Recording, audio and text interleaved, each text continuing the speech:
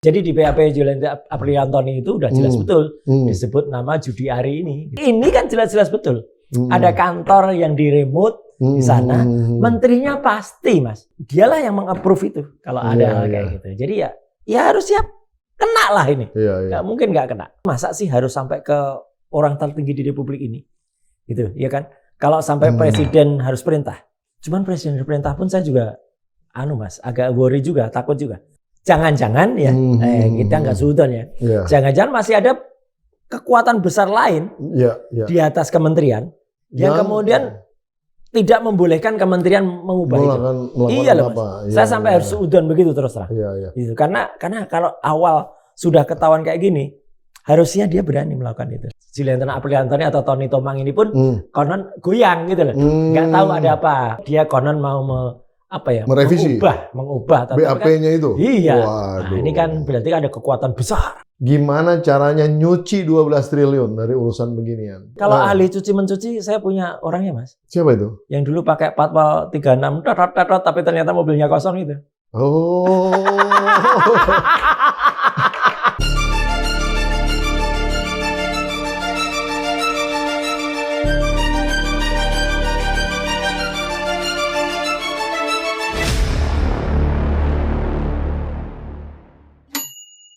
Bismillahirrahmanirrahim. Assalamualaikum warahmatullahi wabarakatuh. Waalaikumsalam.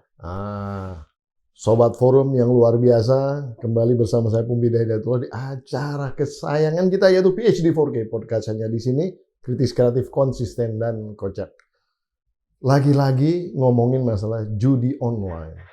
Jumlahnya, infonya sekarang duit orang Indonesia udah lari. 1.200 triliun, hampir sepertiganya daripada APBN kita. Wih, ngeri banget nih Mas. Iya, sudah ada Mas Roy Suryo, KRM Kanjeng Raden Mas Tumenggung, Roy Suryo. Selamat datang Mas. Terima kasih. Kermit, lupa Kermit. Saya tadi. KRM itu Kermit.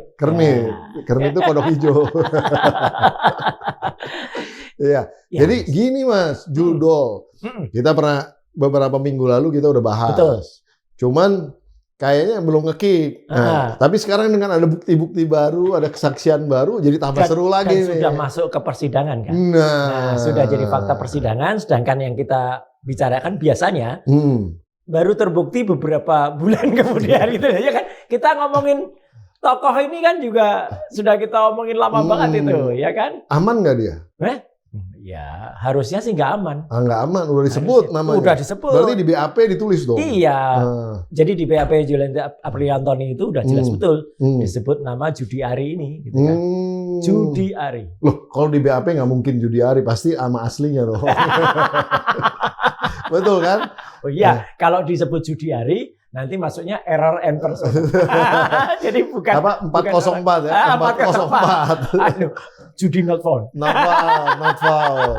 Nah, jadi kesaksiannya itu seperti apa, Mas? Ya, jadi kesaksiannya meskipun itu sebenarnya kurang banyak yang ditulis. Oh. Jadi kan harusnya bisa lebih banyak. Oh iya, gini kan. Yang tertulis apa yang tertulis? Yang tertulis kan dari satu situs yang diamankan itu kan konon hanya dicas 8 juta. Oke. Ya kan, padahal kan dulu kita pernah bilang, saya sejak awal nggak percaya kalau 8 juta, Mas. Nggak mungkin. Dulu saya bilang 25 juta. Ya akhirnya polisi kemudian membongkar waktu itu 24 juta. Wih, beda sejuta tuh ya dikurang-kurangin. Ya, dari artinya kalau dengan 8 juta, itu kan harusnya 3 kalinya. Iya kan? Nah sekarang kalau dari 8 juta itu kemudian konon 50%-nya masuk kepada sang budi online ini, jadi masuk disetor lah ya katanya. Disetor, itu ada kesaksian. Meskipun konon hari ini yang saya dengar tidak terima apa-apa katanya. Iya, betul. Kalau dianya sih pasti nolak, pasti bantah, ya kan. Tapi yang Julianti Apriantoni atau Tony Tomang ini pun konon goyang gitu loh, nggak tahu ada apa. Kan ada chat WA yang beredar juga itu. Iya. Jadi ketika dia jadi agak takut-takut lah ya. Ya, agak takut-takut. Dia konon mau merevisi, mengubah BAP-nya itu. Iya. Nah, ini kan berarti ada kekuatan besar. Gitu. Waduh. Ya, karena duitnya besar banget. Kekuatan itu antara lobby uang atau pengaruh politik? Dua-duanya. Dua-duanya. Iya, saya harus bilang dua-duanya. Kalau dua-duanya udah masuk mah nggak ada yang bisa nahan. Iya, karena tadinya sudah masuk berita acara pemeriksaan di BAP, kok tiba-tiba bisa diubah. Padahal kan itu sudah fakta persidangan. Tapi secara hukum BAP itu boleh diubah? Memang boleh. Oh boleh, secara hukum? Boleh, karena kesaksian yang benar-benar digunakan itu adalah nanti kesaksian ketika dia di persidangan. Oh, ini belum masuk persidangan, jadi masih bisa diubah. Masih bisa diubah. Ini kan BAP ketika di pemeriksaan, kemudian di kepolisian naik ke penyidikan, tahap pertama selesai naik ke P21, itulah BAP pemeriksaan yang akhirnya digunakan di persidangan. Oh, berarti kalau BAP bisa berubah gitu karena apa biasanya? Karena ada novum baru.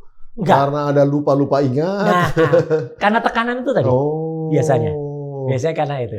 Jadi dia mungkin tekanan itu juga bisa dua hal, Mas. Iya. Dulu dia menyatakan ketika bikin BAP itu ditekan, itu juga bisa. Ya, jadi waktu bikin BAP dia cerita di situ, maaf Pak, waktu di persidangan ini, waktu kami bikin itu salah, dilalat dulu saya ditekan. Meskipun dalam BAP itu kan pasti ada pernyataan. Kan pasti ada pada kalimat terakhir itu, apakah Anda merasa ditekan? Ya kan? Kalau Anda tekan Anda tidak merasa ditekan, ya, dan apakah Anda sudah menyatakan sebenar-benarnya? Nah, gitu. Jadi pertama juga ditanyakan apakah Anda sehat jasmani dan rohani? Betul. Tidak dalam keadaan sakit dan bersedia memberikan keterangan. Betul, kan gitu semuanya udah aman. Ya, dan setelah itu sebenarnya kan selain BAP itu kan dia juga menandatangani lembar yang namanya lembar sumpah. Iya kan? Ada sumpah. Ya cuman itu tadi memang banyak, Mas, kasus-kasus ketika di sidang karena pengaruh tadi itu, entah itu pengaruh politik atau pengaruh ya namanya fulus bonitols kan. Mafi fulus, mamfus, fil fulus, mulus. Betul. Itu jadi semua bisa dibikin fulus dengan mulus dengan fulus, dia bisa mengubah. Itu sedih sekali ya. Sedih. Nah, kalau begitu kan berarti integritas penegakan hukum kita nih prosesnya ya rentan terhadap intervensi macam-macam dong, Mas. Enak jadi berkuasa dong kalau kayak gitu. Kayak Mas Huda tuh nggak ngerti aja. Tugas saya ini bertanya, Mas yang menjawab, Mas yang mengkonfirmasi. Tugas saya bertanya. Kalau saya nggak bertanya, nanti saya salah. Betul. Gitu kan. Atau menyimpulkan sendiri salah. Oh, bisa menyimpulkan kalau sudah dijawab. Kan belum dijawab. Ya, itulah memang itu sulit disangkal atau sulit diingkari pendapat itu. Karena memang banyak sekali seperti itu. Jadi yang namanya intervensi, ataupun kalau tidak diintervensi ya ibaratnya karena tidak perlu sampai intervensi, kalau dia diiming-imingi pun itu juga bisa berubah. Berarti setengahnya disetorkan ke Budi Ari. Ya, itu dalam BAP. Dalam BAP yang masih ada yang belum diubah. Sekian persen.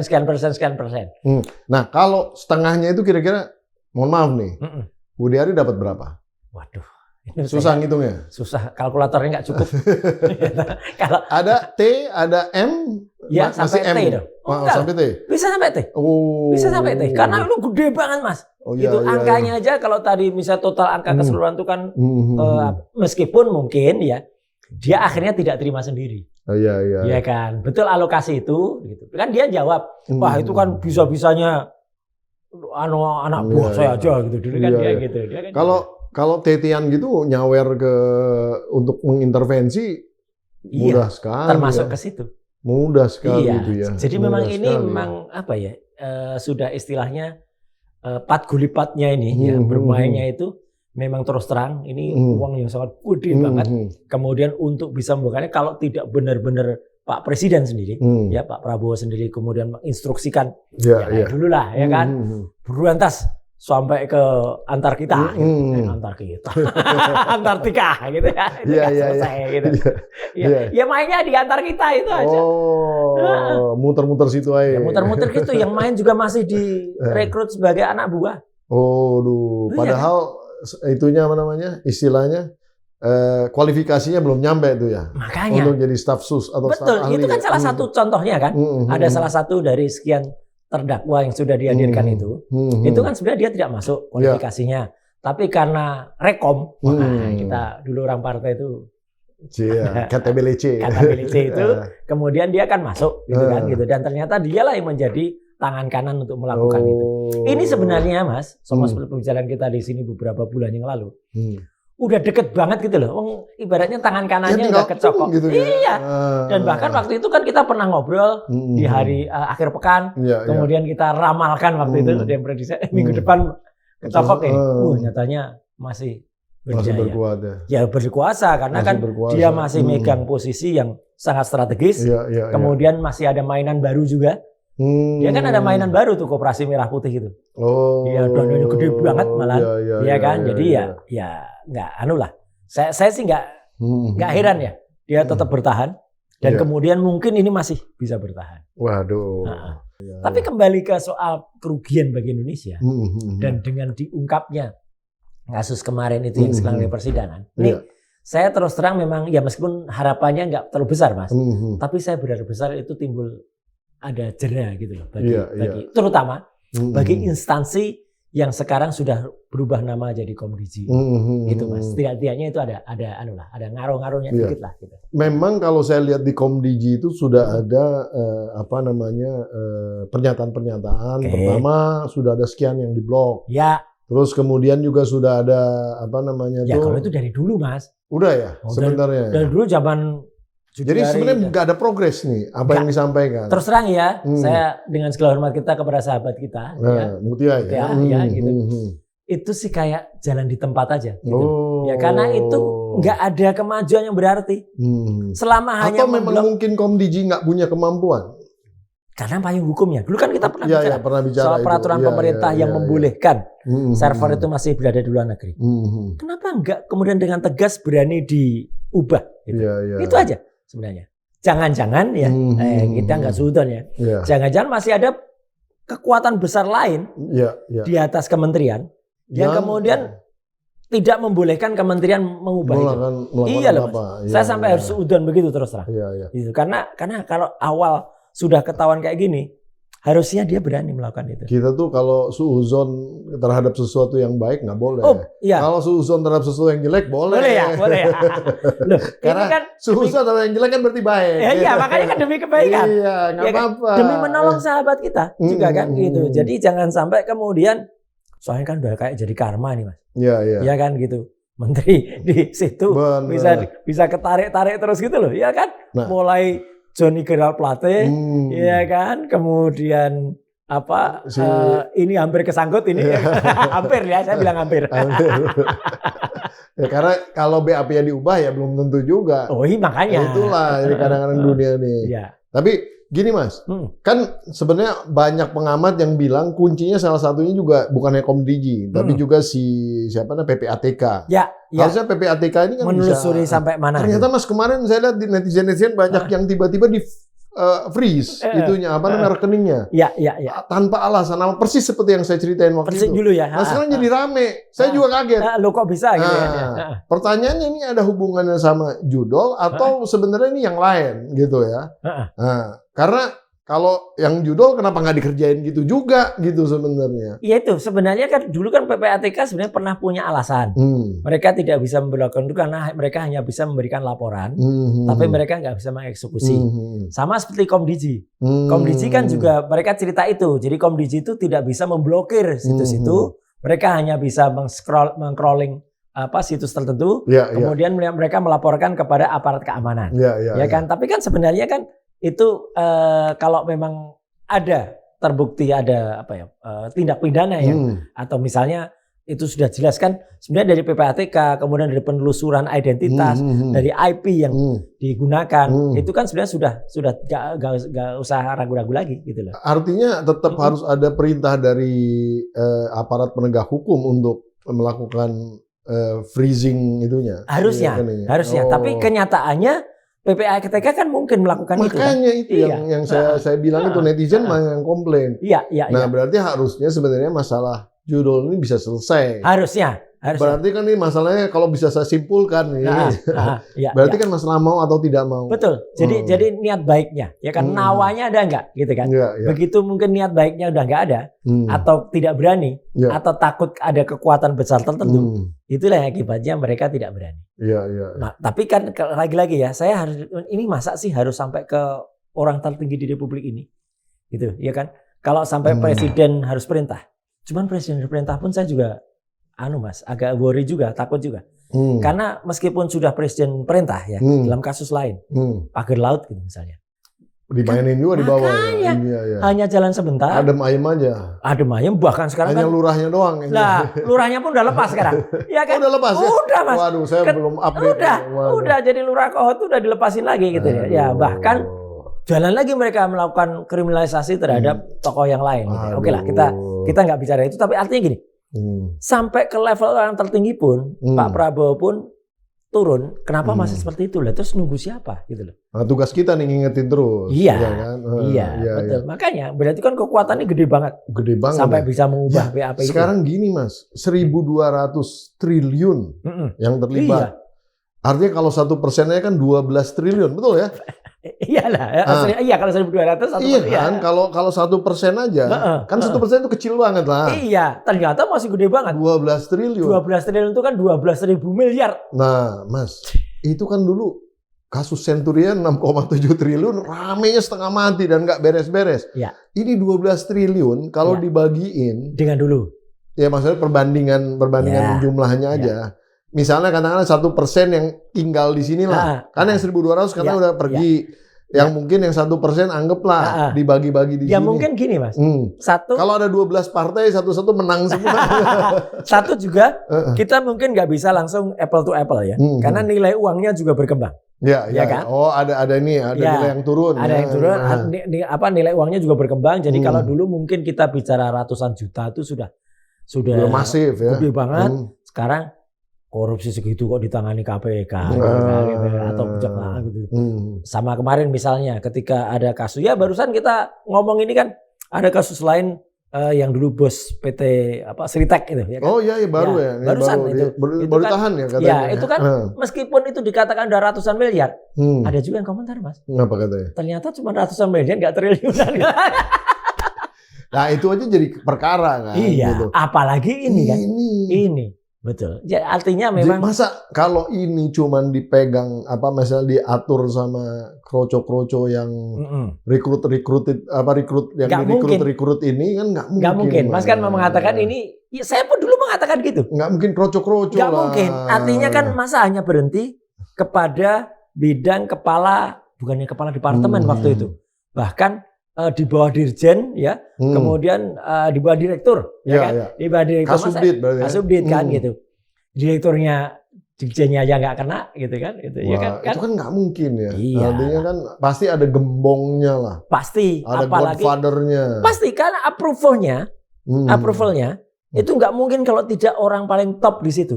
Satu ya, nggak mungkin juga boleh atau mengizinkan itu di remote dari luar. Itu kan gara-gara dia di remote dari luar. Nggak mungkin juga bisa keluar izin ada belasan orang bedol desa. Lah kan bedol desa mereka nggak ngantor di Kominfo kan. Waktu itu nggak ngantor di Kominfo. Ngantornya di sana tuh. Ngantornya di sana di Bekasi. Keranggan daerah Keranggan. Iya, jadi di kantor satelit sana. Iya. Itu kan nggak mungkin gitu. Dan jelas-jelas itu sepengetahuan. Iya, tapi alasannya COVID dulu. Ya, tapi dulu. Keterusan. Aturan COVID kan betah. Akhirnya betah. Peraturan COVID-nya sudah dicabut. Kenapa kantor remote-nya nggak dicabut? Padahal kantor remote itu kan nggak gratis, Mas. Iya. Jadi kan pastilah ada laporan bulanan yang kemudian itu dulu ini nggak apa-apa Mas, saya cerita. Dulu soalnya saya pernah ngalami. Ketika saya masuk di Kemenpora, itu kemudian ketika saya audit bulan berikutnya, saya kaget, loh dia apa kok sewa gudang? Gudang apa? Oh ini Pak, dulu assessment saya mengatakan, ini gudang tempat tuh barang-barang yang dulu harus ke Wisma Atlet. Makanya waktu itu saya terus ke KPK. Saya nyerahkan ini sebaiknya gimana? Kalau saya, Mas, waktu itu nggak korek, saya ikut tanda tangan, saya turut terlibat, mengizinkan kantor itu meneruskan korupsi yang pernah dilakukan oleh sebelumnya. Nah gitu. Jadi ini kan jelas-jelas betul. Ada kantor yang di remote di sana. Menterinya pasti Mas. Iya. Jadi dia kan ibaratnya dia memang pengguna anggaran. Dia bukan kuasa pengguna anggaran. Tetapi dialah yang meng-approve itu kalau ada hal kayak gitu. Jadi ya harus siap kena lah ini. Nggak mungkin nggak kena. memang di dalam setiap kejahatan yang terorganisir, itu pasti ada godfather-nya kan? Iya. Ada Don-nya. Ada, Don Corleone-nya. Tapi kan memang banyak yang masang badan tuh, Mas. Di bawah-bawahnya pasti ada yang, pokoknya nyentuh si Don ini sangat susah gitu kan? Kalau sebenarnya kasus di Kominfo ini, ya dulu ya sekarang Komdisi. Di Kominfo yang sudah jadi BAP ini, ya itu sudah jadi fakta persidangan. Kalau saya pernah, ya maaf Mas, aku kan sempat ada yang spill dikit lah itu. Ya. Sebenarnya mereka udah pada teriak loh, udah pada gigit mereka. Mereka nggak pasang badan, karena mereka udah awalnya mereka pasang badan Mas, awalnya. Tapi lama-lama ya enak di lu nggak enak di gue. Iya, akhirnya mereka cerita semua, termasuk Tony Tomang ini. Julian Apriantoni ini udah langsung bilang gini. Terus yang staf khusus yang direkrut itu juga udah bilang. Udah bunyi ya. Udah bunyi, udah ibaratnya udah ngember lah. Iya. Karena dia dapatnya porsinya lebih sedikit kali. Sangat sedikit kalau dibandingkan dengan yang 50% itu total. Makanya dan 50% itu pun di situ baru tertulis 8 juta loh per situs. Padahal kalau itu dikalikan 1.000 saja. Kan situsnya kan konon kan yang diamankan itu 1.000. Ternyata kan 2 kali. Terus di situ hanya terus 8 juta. Padahal kan dalam akhirnya pengakuannya kan 24 juta. Belum lagi ini ada kasus yang lain, Mas. Oh, apa itu? Yang diselidiki oleh Kejaksaan Jakarta Pusat ya. Yang korupsi. Yang korupsi. Yang korupsi soal Pusat Data Nasional. Pusat Data Nasional sementara. Itu kok ya berhenti juga gitu loh. Ya kan dulu kan sempat naik kan? Iya ya. Iya, Mas. Jalan di tempat atau berhenti? Berhenti ya, nggak kedengeran lagi. Saya harus mengatakan berhenti. Berhenti ya. Berhenti karena nggak tampak lagi bau-baunya. Padahal itu jelas betul kerugian besar bangsa ini. Hampir 1 T kan. Iya, hampir 1 T 800 sekian miliar tambah sekian karena jelas-jelas cuma sewa kan. Betul. Dan harusnya kita, dan ini menarik Mas. Harusnya kita sudah punya yang ada di Cikarang, ya kan? Bangun kita dengan dana dari Perancis. Kemudian setelah itu tahap kedua bangun lagi di Batam dengan dana dari Korea, ya kan? Setelah itu bangun lagi di IKN, terus yang terakhir yang di Flores. Sekarang Mas, jangankan yang Cikarang juga nggak ketahuan, ya kan? Halo, apa kabarnya itu, ya kan? Rencananya padahal diresmikan 17 Agustus tahun lalu, Mas, ya kan? Karena ada percepatan dibentuk yang Pusat Data Nasional Sementara. Akhirnya dihack, ya bukan dihack sih. Yang ada di Surabaya itu dibocorin itu kan, kan. Kemudian ditaruh di luar dan bahkan sampai di dark web, bahkan ternyata passwordnya masih pakai password yang admin 1234 itu kan konyol banget itu. Itu kan sudah sekonyol itu aja ketahuan korupsi. Apalagi kalau dihitung Mas, harusnya yang Pusat Data Nasional ini kan sudah jalan. Harusnya Mas. Yang bantuan dari Prancis ya, itu. Yang dari Prancis. Itu sudah bisa dihitung kerugian negara loh Mas. Kan dia oke lah, kita nggak usah pakai tanggal yang ditetapkan dan akhirnya nggak jadi oleh Judiari ya, yaitu 17 Agustus. Tapi kita pakai tanggal perencanaan semula, November 2024. Sekarang sudah berapa bulan? Belum bisa berarti jalan kan juga. belum bisa jalan, belum selesai. Sorry, saya koreksi bukan bantuan tapi kredit ya. Iya, kredit Mas, bukan bantuan. Kredit ringan dari kita harus bayar Mas. Kita tetap harus bayar. Dan itu sampai 2 sekian triliun atau berapa gitu kan. Ya.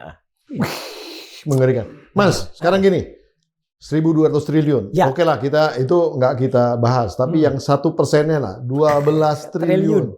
Pertanyaan saya, gimana caranya nyuci 12 triliun dari urusan beginian secara digital? Saya kasih nih ahlinya telematika. Kalau nggak bisa jawab, jangan ngaku ahli telematika. Saya bukan ahli cuci-mencuci. 12 triliun, ayo. Iya. Nggak bisa kan, ya? Itu kan. Kalau dibeliin kripto? Nah, itu. Ya, cuman kan. Dibeliin saham? Cuman kan ya ketahuan, kalau kripto ketahuan. Lah kan pasti pakai proxy Mas. Betul. Tapi artinya kan mereka punya data peduli lindungi lagi. Kalau beli kripto kan sebentar, bisa. Mas. Ya makanya ini saya diskusi nih. Kalau ahli cuci-mencuci saya punya orangnya Mas. Siapa itu? Yang dulu pakai patwal 36 tapi ternyata mobilnya kosong itu. Oh. Itu cuci apa Mas? Itu katanya ahli melakukan cuci-mencuci Mas. Iya itu. Jadi bisa dalam bentuk apa aja tuh kira-kira aktivitasnya? Lebih banyak itu memang ke saham.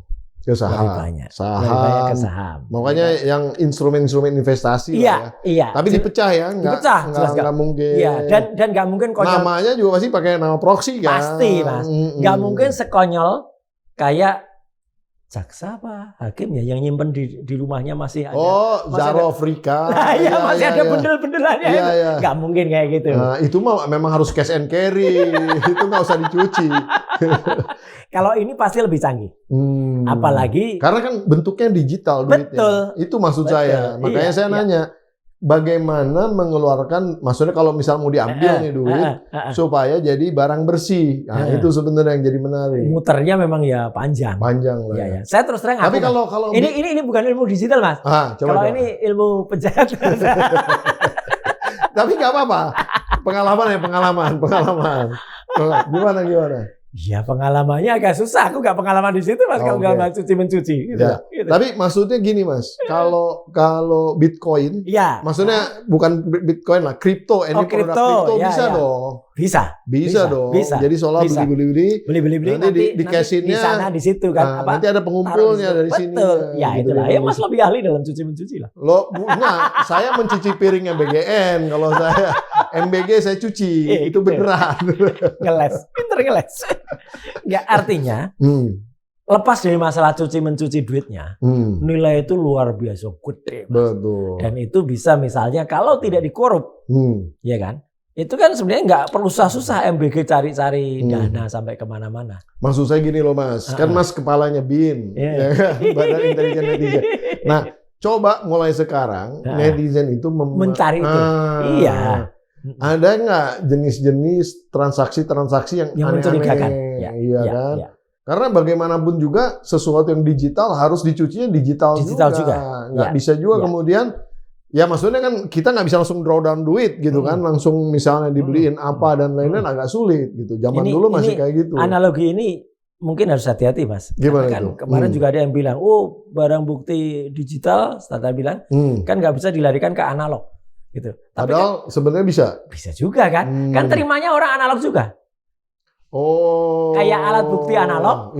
Jangan dikatakan nggak bisa dianalisis dengan digital. Bisa juga gitu. Jadi uang ini pun tetap terimanya juga nanti orang terimanya kan dalam bentuk fisik kan. Gitu. Memang itu muternya memang ya harus sekian kali gitu. Ada beberapa negara yang menerima investasi dalam bentuk kripto. Ada. Jadi kalau misalnya saya mau beli aset di negara tertentu, saya belanjain aja ke sana. Tapi kan belum diratifikasi oleh Indonesia, Mas. Artinya belum diakuin gitu loh. Jadi tapi kita bisa ngambil dolar di sana, Mas. Bisa. Itulah. Kalau kita cash-in. Iya. Mungkin gitu kali modusnya. Gini, berarti dolarnya kan, bawa cash ke sini. Persis. Berarti gini. Berarti memang aparat yang menyelakukan ini memang pikirannya harus benar-benar internasional. Dia harus thinking global gitu. Artinya mungkin dia juga cek juga dari misalnya lalu lintas, apakah perbankannya seorang atau orangnya sendiri, fisik sendiri yang misalnya suka ke negara-negara, kan tidak semua negara juga mengakui itu. Jadi dia mungkin China atau apa kan bisa ketahuan di situ. Kalau untuk ngabisin 1 triliun mah gampang, Mas. Tinggal perlu satu pemilu, satu partainya 1 triliun habis itu langsung. Ya kan? Belum tentu menang juga. Belum tentu menang. Maksudnya kan mendistribusikan dana aja. Tapi kalau mau menang sebenarnya juga gampang, Mas. Gitu ya? Ngambil partai. Nggak usah jauh-jauh, ngambil dari anaknya. Nggak usah bayar tuh. Nggak usah bayar. Itu ada peribahasanya dalam bahasa Jawa, Mas. Apa itu? Kebo nusu gudel. Kebo nusu gudel itu gudelnya kan anaknya kan. Ya, kerbau yang menyusu anaknya. Ini akan terjadi, Mas. Nah, nggak usah terusin ke situ nanti agak beda. Agak beda. Itu nanti kena pasal 32 dan 35 Undang-Undang ITE. Ngaco aja pokoknya. Pertanyaan yang berikutnya, mungkin nggak dana-dana judul ini yang tadi yang anggaplah yang 1% yang 12 ini kan asumsi. Itu masuk ke aktivitas politik. Mungkin. Loh, sekarang nggak usah jauh-jauh. Mohon maaf, Mas. Orang yang dari tadi kita bicarain, dulu kan memang mau bentuk parpol. Oh iya. Ya kan, malah logonya sudah dibuat dulu. Oh. Iya kan? Partai. Partai apa ya? pro judi online. Wih. Ya kan, jangan disingkat loh ya pro judi online. ada. Sekarang sudah nggak ini lagi dong? Ya, sekarang lagi bingung. Mau jadi bentuk pro judi online atau kebun nyusu kuda, lebih gampang yang mana? Gitu. Soalnya kalau dilihat dari bukan struktur, tipikal orang-orangnya mungkin lebih cocok yang pro judi online, ya kan gitu. Karena kalau yang partai yang mau diakuisisi dari anaknya ini kan dulu kan anak muda gitu kan, bro and sis, gitu. Nggak cocok juga gitu loh. Itu kan masih muda juga Mas. Katanya. Iya. Kan kalau lulusan tahun 1985 masih muda lah. Siapa itu? Artinya kembali ke sini, ya mungkin Mas melarikan itu dalam dua wujud. Ya kayak kita bermain lah. Karena duit gampang, pasti dibuangnya juga harus gampang. Persis. Gitu kan? Kayak kita main monopoli lah. Ya kan gitu, main monopoli ya duitnya duit-duitan. Tapi kan kalau itu bisa dikonversi, begitu selesai, sehingga dilihat siapa yang punya hotel, siapa yang punya rumah, siapa yang punya itu nanti itu, jadilah dia. Ya main kan kayak gitu. Katanya uang jin dimakan setan gitu.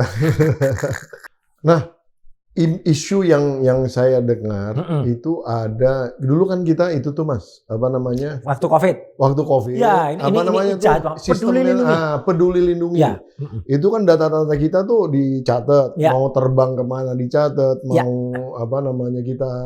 Dan itu nomor HP kita segala ada di situ. Itulah Mas, itu yang saya sedih. Ini sebenarnya mirip meskipun boleh dikatakan hanya beda modusnya. Mas juga dengar kan kemarin ada yang heboh itu orang-orang pada scan retina. Iya. Sama Mas, itu ujung-ujungnya sama.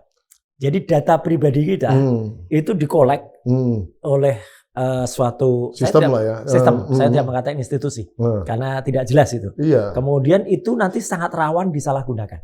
Nah ini katanya dikuasai oleh mafia judol ini, apa benar tuh Mas? Ya gini, indikasi ke sana ada. Ada ya. Artinya data-data kita nanti sangat rawan untuk disalahgunakan.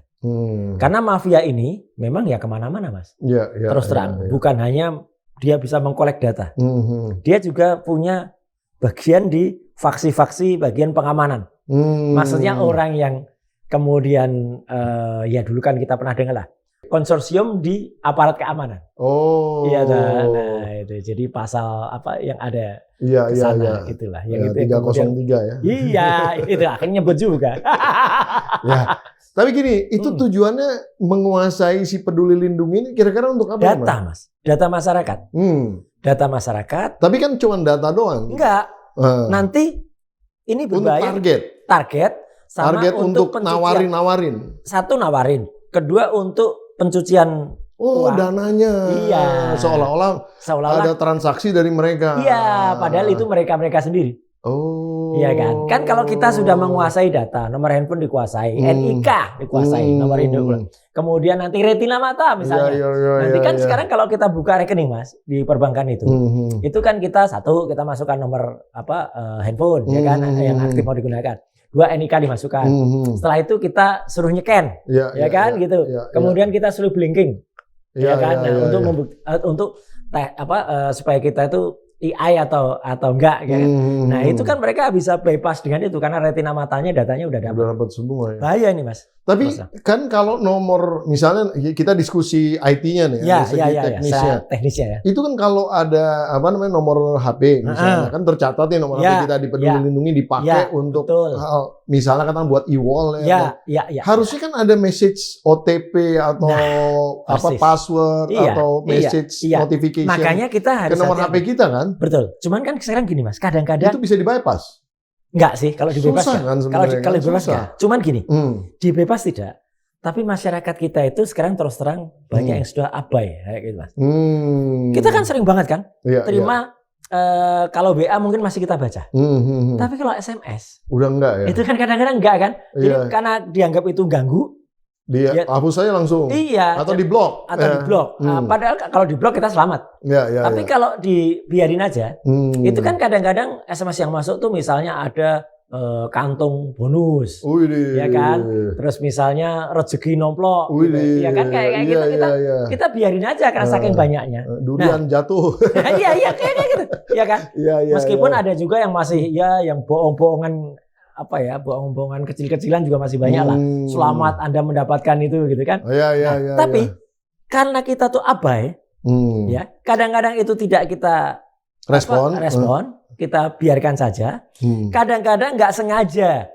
Kita misalnya lagi ngelakukan, karena kan dia kadang-kadang hanya butuh oke atau hanya butuh atau yes klik atau aja, klik gitu aja jalan. Ya itu.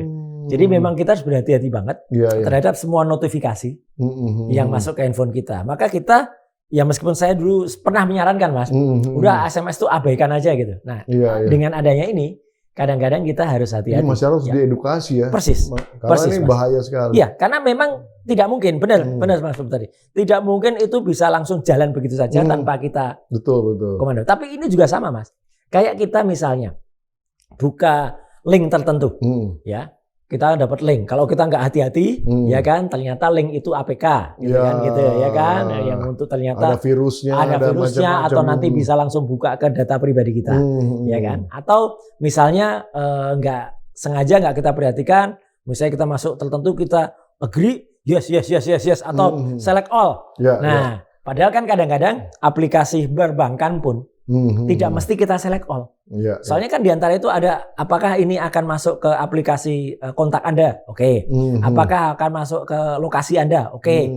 Karena kadang-kadang kalau nggak di-oke dia nggak jalan kan. Gitu. Tapi misalnya apakah Anda bersedia menerima notifikasi tertentu? Itu nggak di-oke bisa. Nah itu. Jadi kita kadang-kadang edukasinya ke sana. Peduli Lindungi itu kan dulu tracking perjalanan kita tuh. Betul. Semua masuk Mas. Kemana-mana, ke mall. Iya. Terbang kemana aja, ada. Pakai pesawat apa betul, aja. Sehingga kan status kita kan akan bisa. Gitu. Bahkan dia itu kan, ya mungkin canggih tapi sekaligus jahat, kalau saya bilang. Kan dia bisa menghitung waktu di mall itu. Betul. Berapa orang yang ada di situ, sehingga lokasi luas itu ya kemudian disesuaikan dengan kedatangan kita. Tapi coba kalau pikiran itu kita balik. Ya kan? Sehingga kan kita bisa kemudian di mana-mana dipantau. Iya. Itu persis sama. Dulu sebenarnya ada layanan sebelum Peduli Lindungi yang mau diterapkan pada operator untuk kita kalau mau masuk ke mall tertentu, misalnya kita mau ke PS atau kita misalnya mau masuk ke Sensi gitu, selamat datang Roy Suryo. Dulu pertama kali kita seneng kan kayak gitu, tapi harusnya nggak seneng dong kita. Berarti ketahuan. Ketahuan. Waduh. Iya. Kalau ke mall masih oke. Kalau ke karaoke bahaya. Jadi ketahuan kita pelanggan itu. Tapi sebenarnya yang bahayanya itu Mas, berarti behavior daripada kita bisa masyarakat semuanya bisa kelihatan sama pemain judul ini. Maksudnya orang-orang yang menyediakan judul, artinya ketika mau nawarin, ini karakter orang ini pasti memang karakter itu yang dipakai. Mas. Memang tujuannya ke situ. Iya, loh kalau kita bermain judi, kayak saya pemain judi aja ya. Itu kita tuh kan dibimbing ke situ. Ya kan, misalnya dikasih judi yang judul yang acak-acak dulu lah. Dikasih animasi cewek pakai bikini, cing gitu. Itu kan sebenarnya kita tertarik kan, mau tangan. Pernah dapat? Enggak, ini saya nggak pernah dapat.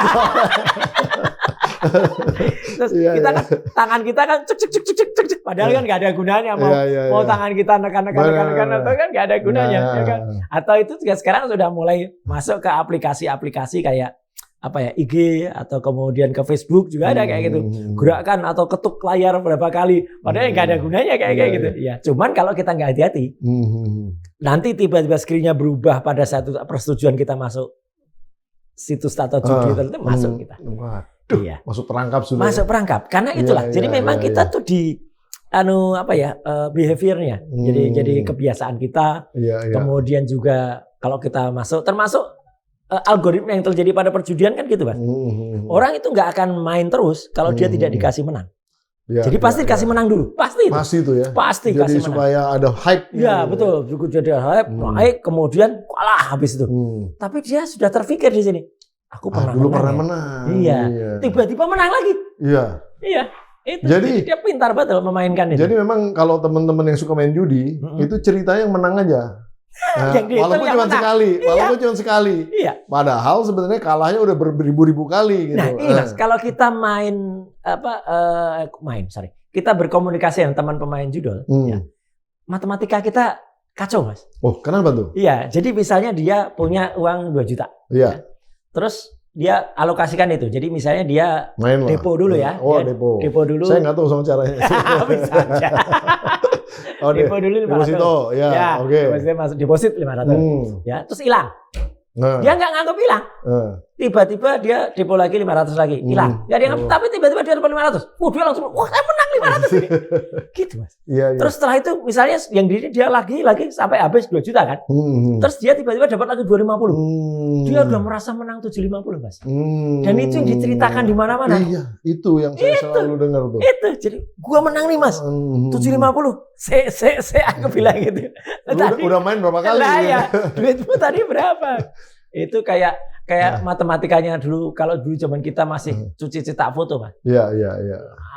Perhitungan kita salah pasti. 3 kali 4 nggak 12. Ya kan 3 kali 4 200 Pak. Iya 3 kali 4 berapa Pak? 200. Iya. Loh kok 200? Iya 200 rupiah 3 kali 4 nyetaknya gitu. Para pemain judi ini kalau kalah itu bilangnya duitnya dipinjam kasino. Bukan indro tapi kasino. Ya. Jadi dipinjam Mas. Jadi suatu saat akan dibalikin katanya.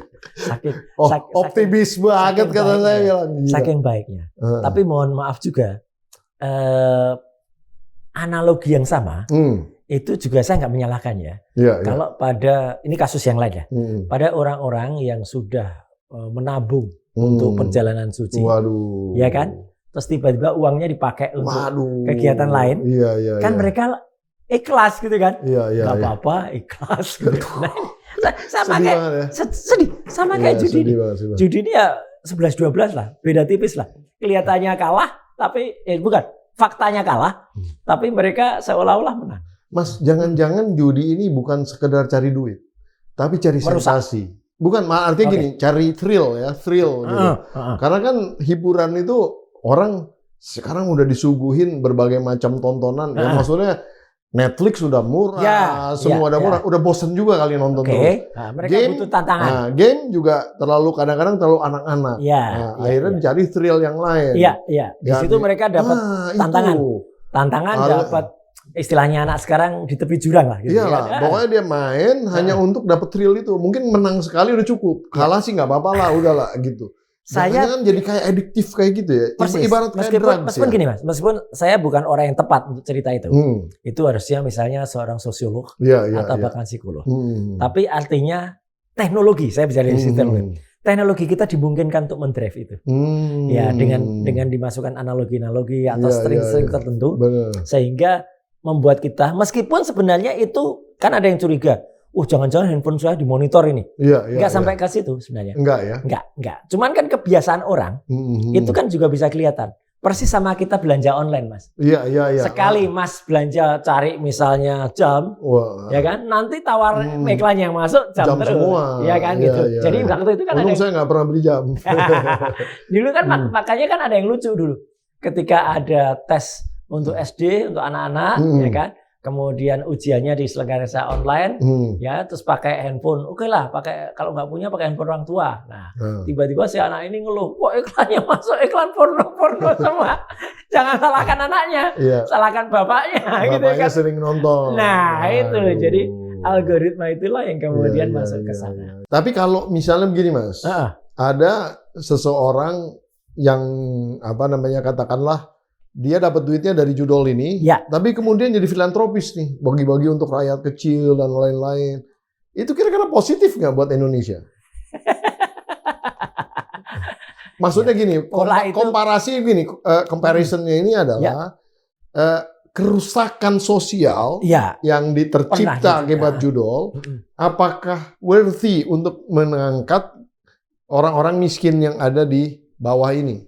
Gitu kira-kira gitu perdebatannya mungkin. Itu kan logika Robin Hood. Iya kan gitu. Tapi yang jelas banyak filantropi yang kelihatannya ini anu lain nih. Kelihatannya dia sosial, tapi sebenarnya dia bisnis besar. Iya. Contohnya vaksin. Iya. Itu. Jadi kalau logika itu misalnya kemudian kita balik ya. Artinya uang yang didapatkan dari judi. TBC maksudnya. Saya langsung nanya soalnya memang kita kan prevalensinya tinggi TBC itu. Persis dan kebetulan jumlah penduduk Indonesia gede banget, Bang. gurih kita mas negara kita itu. Untuk jadi pasar itu. Iya kan? Ya kayak COVID lah. Sebenarnya COVID kemarin itu kan debatable juga mas. Orang nggak sadar ya. Iya. Kalau dulu kita beli apa namanya tuh softwarenya yang itu. Iya. Itu kan dibuat kayak adiktif mas. Iya. Betul. Dikasih gratis, betul. Tapi terus disuruh bayar license gitu iya. kan. Kalau enggak, atau tadi kita nggak bisa lepas juga kan peduli lindungi. Itu kan dulu juga akibat ada COVID kan. Dengan adanya COVID kita mau nggak mau, kalau nggak kita nggak bisa kemana-mana. Ya kan mau naik kereta, mau naik pesawat. Kalau kita nggak punya aplikasi di situ, terus kita scan, kita nggak bisa jalan. Ternyata kan data diri kita dikolek sama dia, benar. Ya kan ternyata itu dimanfaatkan, ada hubungannya untuk dimanfaatkan judul. Tapi ternyata COVID-nya sendiri itu kan bisnis besar juga, sama dengan tuberkulosis ini. Gitu. Jadi memang saya tuh sedihnya gini mas, akhirnya kok ya selalu ada celah di mana orang tuh berbuat jahat. Iya. Eksploitasi ya. Eksploitasi. Gelong-palong. Jadi artinya sejauh yang kita bicarakan tadi, ya memang akhirnya judi online ini kemana-mana, mas. Iya. Kalau mau dikatakan dia nggak ada hubungannya dengan kesehatan atau ya sampai tadi mas bilang, apakah mungkin nanti uangnya itu seolah-olah untuk mengangkat masyarakat? Iya. Ya could be, sangat mungkin. Maksud saya kalau udah permainannya sedahsyat itu, mohon maaf saya jadi agak sedikit pesimis nih, bakal ditumpas gitu loh. Padahal ya amanat undang-undang kita di dalam konteks amanat konstitusi lah ya. Konstitusi kan memajukan kesejahteraan umum kan, mencerdaskan kehidupan bangsa ini udah nggak maju kesejahteraan umumnya, malah tidak cerdas juga. Gitu. Iya, mas. Kan kacau gitu. Setuju. Jadi artinya ya ini bang kita pesimis mas. Gak usah jauh-jauh mas. Kita ngobrol aja ini udah berapa kali sebenarnya kita ngangkat sosok yang bersangkutan ini. Udah jelas banget mau kena.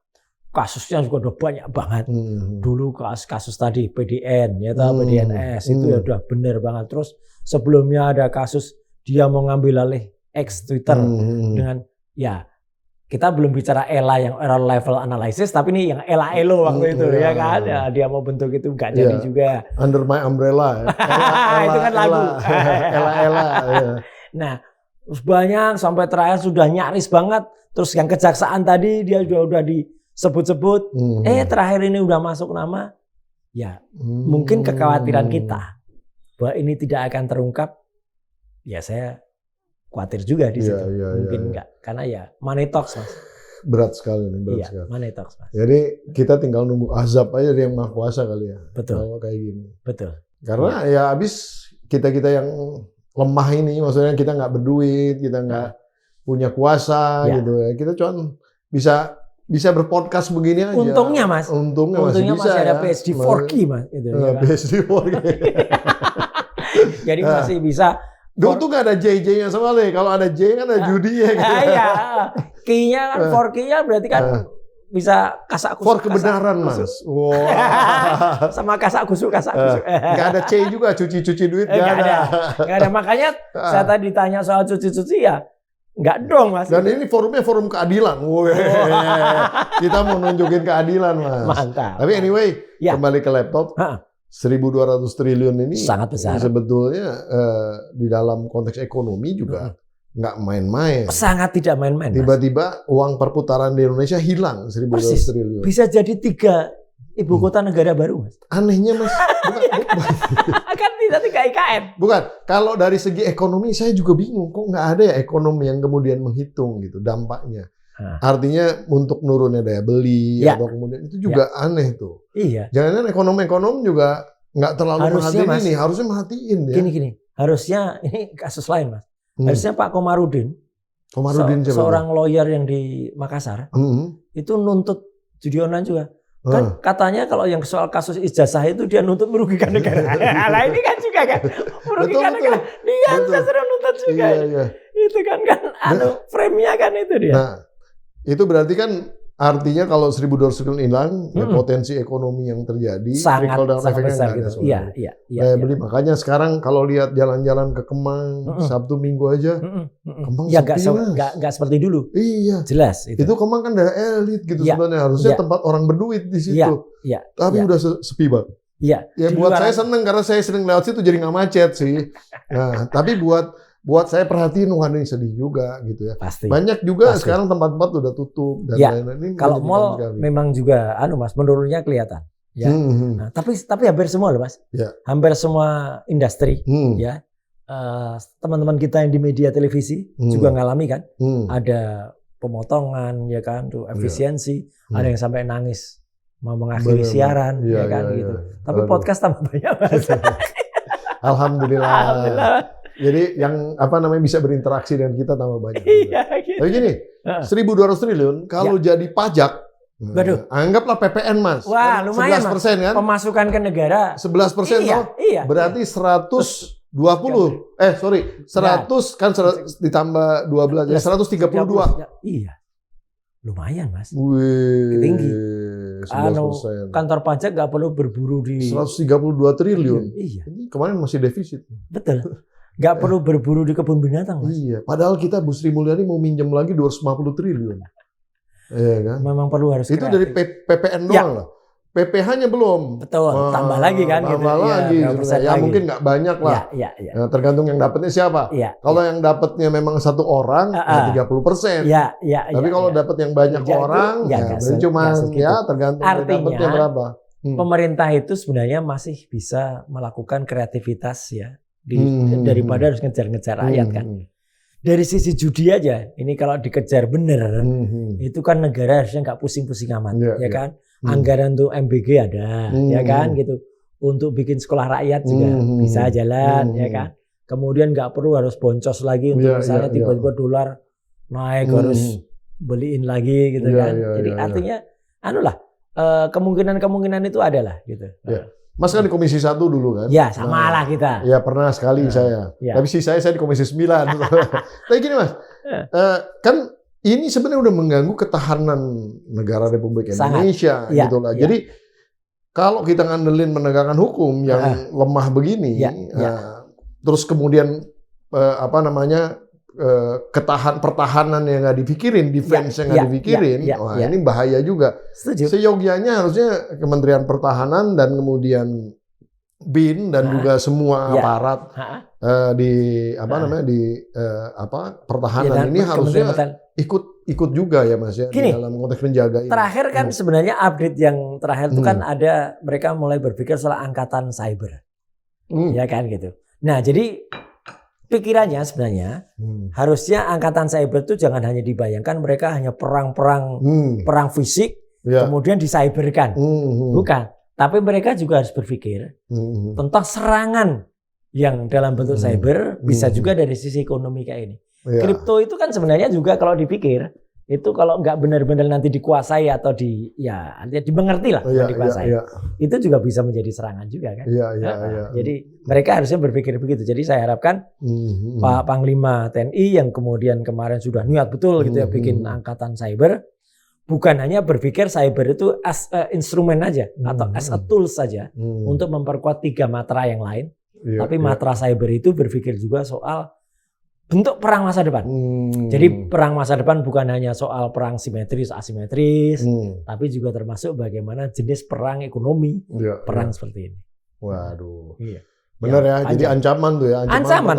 Ancaman. Karena masuknya bisa dari mana-mana. Ya kan? Nggak usah jauh-jauh Mas. Ancaman cyber itu kan ini bisa dikendalikan oleh karena misalnya dari sisi keuntungannya judul itu kemudian di stop atau ditarik gitu. Kan juga kalau ada yang mengandalkan itu kolaps juga kan mereka.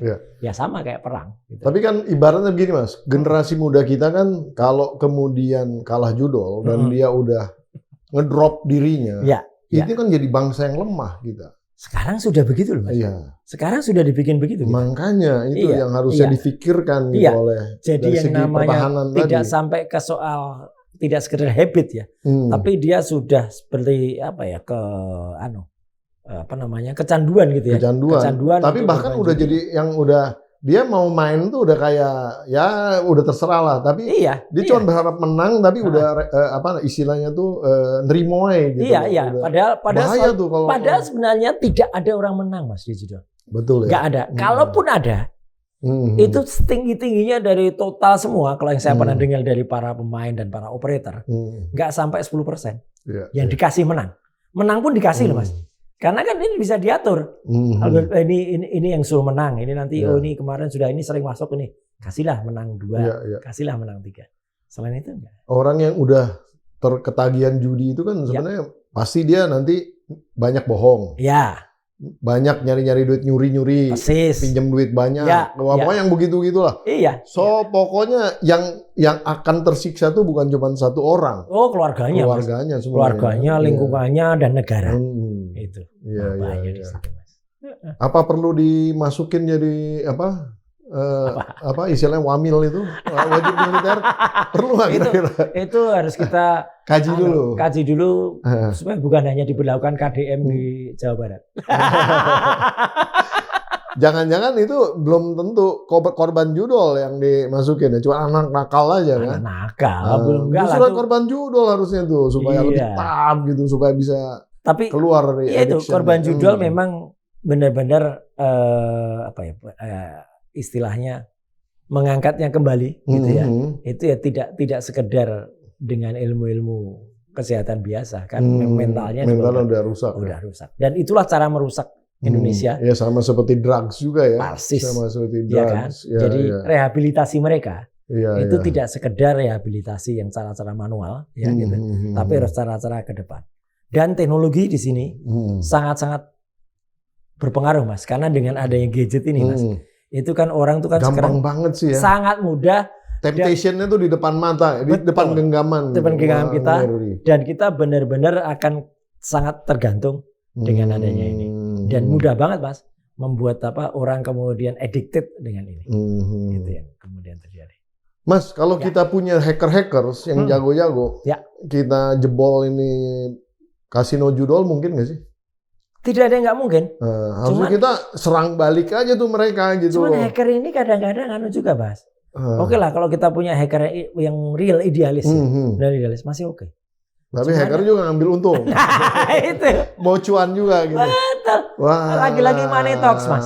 Aduh. Judul-judulnya gede banget. Iya. Easy money tuh ya. Iya, gede banget. Makanya saya khawatir penegakan hukum di sini ya kalau sudah ada suara-suara minor BAP bisa diganti, nanti sidang bisa diarahkan, kemudian nanti ya kita berharap lah ya semoga kaos baju coklat jaksa itu tidak kemudian juga terpengaruh, nanti udah jelas gitu dakwaannya kemudian sangat ringan ya, belum lagi sangat ringan putusannya nanti kalau itu udah masuk ke jajaran mereka sangat ringan juga, belum nanti naik ke level 2 atau bahkan ke kasasi. Udah tahu-tahu bebas aja. Oke. Yang terakhir nih Mas.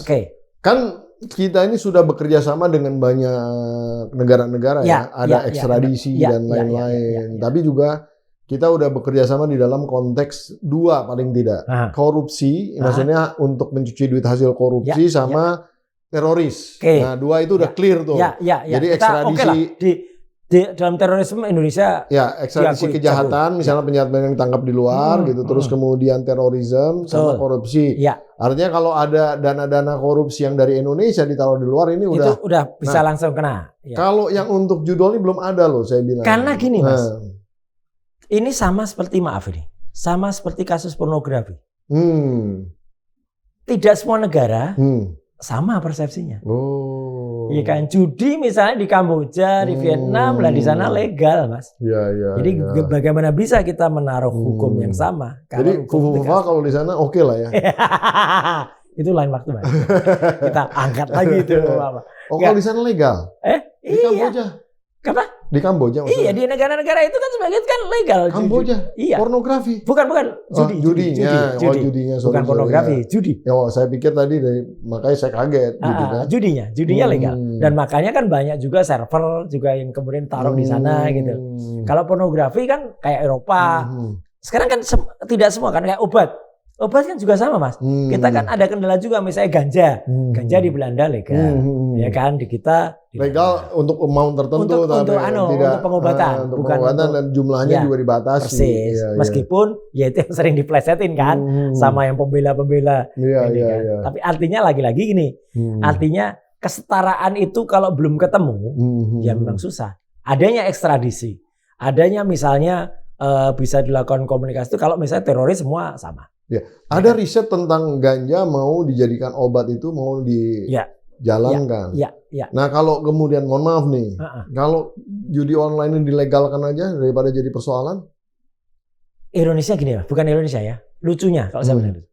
Jangankan negara yang jauh, negara terdekat kita saja, Malaysia misalnya, yang konon juga itu lebih khusyuk, lebih berakhlak. Nyatanya Genting Highland jalan di sana. Artinya mereka memang menyediakan tempat khusus, meskipun aturannya sangat strict, betul. Tapi kan yang Muslim katanya nggak boleh masuk. Memang. Berarti boleh keluar. Artinya mereka kan menyediakan. Nggak tahu masuk ke kapan gitu maksudnya. Indonesia dulu kan juga pernah punya pemikiran ya, dengan segala hormat kita kepada Bang Ali dulu, ya kan? Kan mau mengolokasikan Kepulauan Ali Sadikin maksudnya.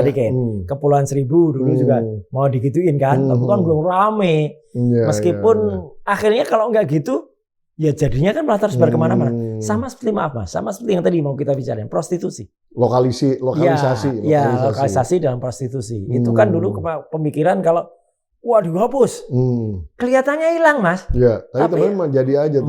Malah jadi menyebar kemana-mana. Tapi di Surabaya hilang tuh sekarang. Secara tempat hilang. Tadi secara praktek Doli itu hilang. Oh, saya nggak mau nyebut. Enggak, saya hanya nyebut, saya hanya referensi aja, Mas. Keramat Tunggak Jakarta hilang, ya kan? Tapi apa nggak ada bener? Enggak juga. Masih ada itu dan social disease ya. Dan justru kalau dari sisi kesehatan, Mas, kebetulan saya dari Promkes juga di public health, lebih susah, Mas, malah. Kalau dulu kan jelas kita. Ya bisa didata, nyuntiknya, ngontrolnya, supaya penyakit itu tersebar, HIV-nya nggak tersebar gampang. Sekarang kan pelanggarnya tahu siapa. itu jadi yang nggak banyak yang mau tahu kali mah. Iya, jadi mereka masuk sana tuh kan pakai peduli lindungi. Itu Mas. Wah luar biasa. Iya. Wah kita udah cover banyak angle nih Mas, luar biasa. Ya, mudah-mudahan ini memberikan pencerahan lah di dalam konteks judul ini. Kata kunci tetap satu Mas, ini berbahaya. Sangat berbahaya. Bukan hanya dari sisi mental, dari sisi keuangan, tapi juga dari sisi keamanan negara. Kita bisa jatuh atau bahkan hancur ya gara-gara judi online. Mas Roy mungkin ada diulang lagi kesimpulannya. Jadi kesimpulannya judi online ini bukan hanya sekedar kerugian secara ekonomi bagi perseorangan, tapi juga bagi negara ini. Ya, disadari atau tidak, ini sudah benar merasuk. Kenapa? Dari sisi tataran usia, ya tidak hanya orang dewasa, anak-anak, ibu-ibu bahkan juga yang banyak yang terlibat atau yang kecanduan ini. Dan itu akan sangat meremahkan atau akan sangat meruntuhkan nilai-nilai bukan hanya moral tapi juga ketahanan bangsa. Luar biasa. Semoga terutama Presiden Republik Indonesia nonton ini dan langsung menjadi perhatian beliau. Amin. Luar biasa, terima kasih Mas. Terima kasih Mas Rum. Nah itu dia Sobat Forum tadi, Mas Roy Suryo yang luar biasa. Kita diskusi tentang bagaimana judul ini bisa merusak bangsa kita.